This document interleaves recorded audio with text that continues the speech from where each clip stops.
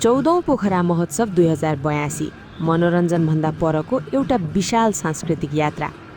पोखरा केवल ताल र हिमालको सहर मात्रै होइन। पोखरा एउटा यस्तो सहर हो जहाँ संस्कार, संस्कृति, मनोरञ्जन र उत्सव एकै ठाउँमा सास फेर्छन्। र जब कुरा आउँछ पोखरा महोत्सवको, त्यो केवल एउटा मेला हुँदैन, त्यो हुन्छ संस्कृतिको महासागर, मनोरञ्जनको केन्द्र र हजारौं सपनाको भेटघाट। पौष 29 गते 2082 अमरसिंह खेल मैदानबाट सुरु भएको 14औं पोखरा महोत्सव अब मार्च 11 गते 2082 सम्म चल्नेछ।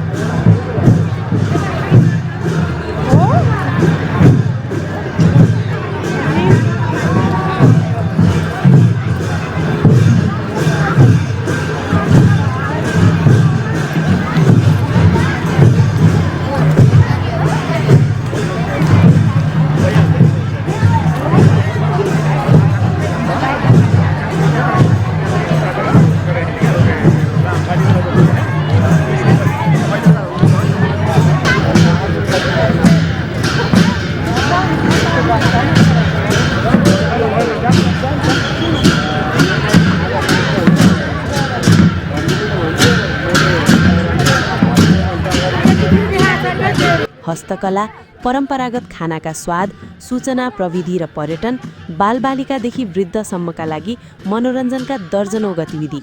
एकपटक भित्र पस्नुभयो भने तपाईँ केवल दर्शक रहनुहुन्न, तपाईँ स्वयं महोत्सवको एक हिस्सा बन्नुहुन्छ।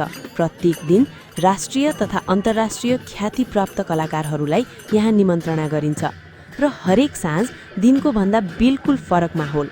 भिड, बत्ती, सङ्गीत, चिच्याहट, ताली, यो केवल कन्सर्ट होइन, यो भावना हो।